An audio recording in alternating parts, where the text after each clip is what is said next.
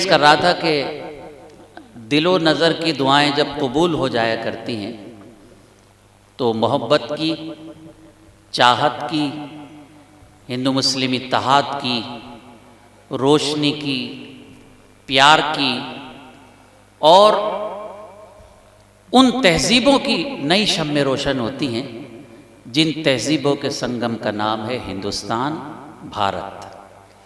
ہمیں اس بات پر فخر ہے کہ ہمارے بڑوں نے نیک اعمال کیے ہوں گے کہ ہمیں ہندوستان جیسی سرزمین نصیب ہوئی۔ دوستو، کوئی بھی دھرم ہو ہمیں نفرت نہیں سکھاتا، محبت سکھاتا ہے، اور محبت کی شمع کو لے کر آج کا یہ مشاعرہ منعقد ہے۔ دلی کی ادبی اور ثقافتی تنظیم میزان کے زیر اہتمام آج کا یہ مشاعرہ فتح گڑھ فیسٹیول کے سلسلے میں عالی مرتبت ہمارے سرپرست سلمان خورشید صاحب کے تعاون سے ان کی عظمتوں کے اعتراف میں آج کا یہ مشاعرہ منعقد کیا گیا۔ سلمان بھائی بہت منکسر المزاج شخصیت ہیں، ان کے مزاج میں بہت انکساری ہے، جس سے بھی ملیے لگتا ہے کہ اپنے گھر کا کوئی بڑا مل رہا ہے۔ یہ بڑے لوگوں کی بات ہوا کرتی ہے۔ یہاں میں ایک بات آپ سے عرض کروں جس پر مجھے فخر ہو رہا ہے کہ 1995 میں جب ان کے والد محترم خورشید عالم خان صاحب کرناٹک کے گورنر تھے، تب اس ادبی تنظیم میزان نے جامعہ ملیہ اسلامیہ میں ایک مشاعرہ منعقد کیا تھا۔ الحمدللہ ان کی موجودگی بھی ہمارے لیے وقار تھی، سلمان بھائی کی موجودگی بھی ہمارے لیے وقار ہے، اور 2 منٹ میں آپ سے گفتگو یہ کرنا چاہتا ہوں کہ خورشید عالم خان صاحب صرف ایک شخص نہیں بلکہ ایک شخصیت تھے، فرد نہیں بلکہ انفرادیت تھے، رکن نہیں بلکہ ایسے انجمن تھے جو سب کو اپنے ساتھ لینے کا ہنر جانتی ہے۔ سلمان بھائی، ہم علم میں، شہرت میں بڑے کتنے ہوں لیکن ہم اپنے بزرگوں سے بڑے ہو نہیں سکتے۔ خورشید عالم خان صاحب اس ملک کی اہم ترین شخصیات میں شمار ہوتے تھے۔ سلمان بھائی کا پورا خانوادہ اس ملک کی جنگ آزادی سے جامعہ ملیہ اسلامیہ کی تعمیر میں، علی گڑھ یونیورسٹی کی تعمیر میں اہم ترین کردار ادا کیا ہے۔ خورشید عالم خان صاحب کی عظمتوں کو ہم سلام کرتے ہیں، ان کی یاد میں آج کا یہ مشاعرہ منعقد ہے۔ دوسری شخصیت غلام ربانی طابہ صاحب کہ جہاں جہاں ادب کا ذکر ہوگا، اردو شاعری کا ذکر ہوگا، اردو تہذیب کا ذکر ہوگا، وہ بغیر غلام ربانی طابہ صاحب کے مکمل نہیں ہوگا۔ تیسری بہت پیاری شخصیت سلمان خورشید صاحب، ان کی زندگی کی ساتھی ہماری بھابھی لوئیس خورشید صاحبہ، جن کی سرپرستی میں آج کا یہ مشاعرہ منعقد ہو رہا ہے۔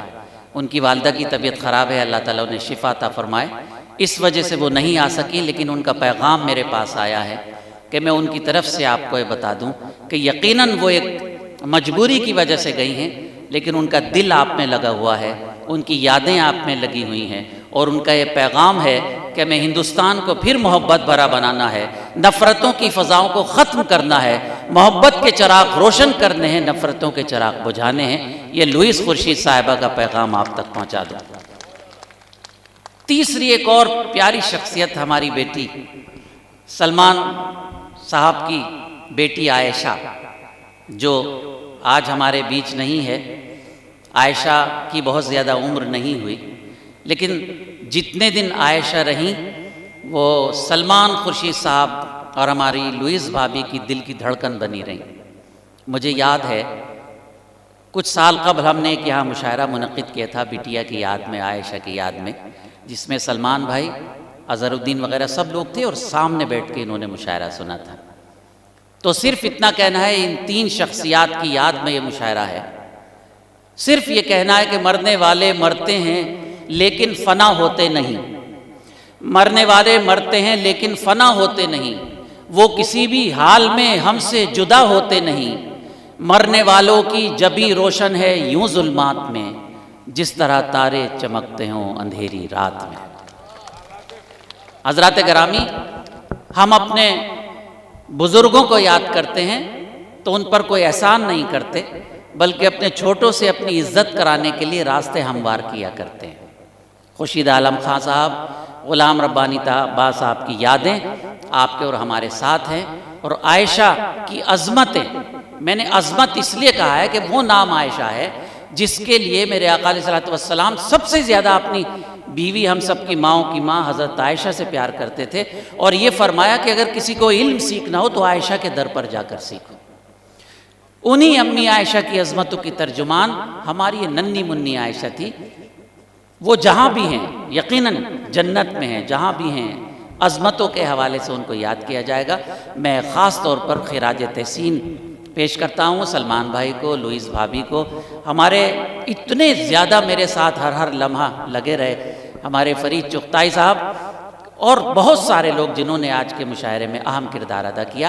میں ان سب کا شکریہ ادا کرتا ہوں۔ اور ابھی میری فون پر بات ہوئی ہے چند منٹ پہلے، آچاریہ پرمود کرشنم صاحب جنہیں صدارت کرنی ہے، انہوں نے یہ کہا ہے کہ میں مشاعرے کا آغاز کرا دوں۔ ان کی غائبانہ صدارت رہے گی، وہ آئیں گے، باقاعدہ صدارت کریں گے۔ مجھے آپ اس وقت یہی اجازت دیجئے کہ ہم سب کے محسن، ہم سب کے کرم فرما، ہماری سیاست کی عظیم شخصیت، ہماری تہذیبوں کے پاسبان، ہماری عظمتوں کے ترجمان، ہمارے اور آپ سب کے دلوں کی دھڑکن، عالی مرتبت سابق وزیر خارجہ محترم عالی مقام جناب سلمان خورشید صاحب سے میں گزارش کر رہا ہوں کہ وہ تشریف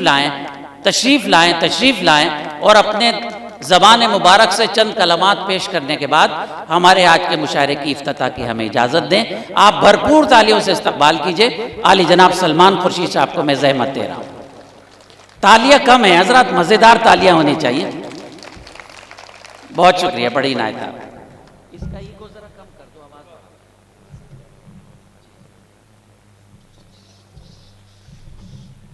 سلمان صاحب ہمارے اس پر تشریف لا رہے ہیں۔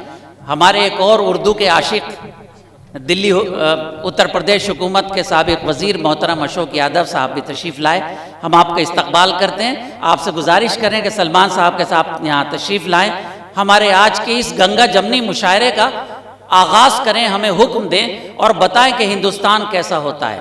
ہندوستان کیسا ہوتا ہے میں آپ کو بتاتا ہوں۔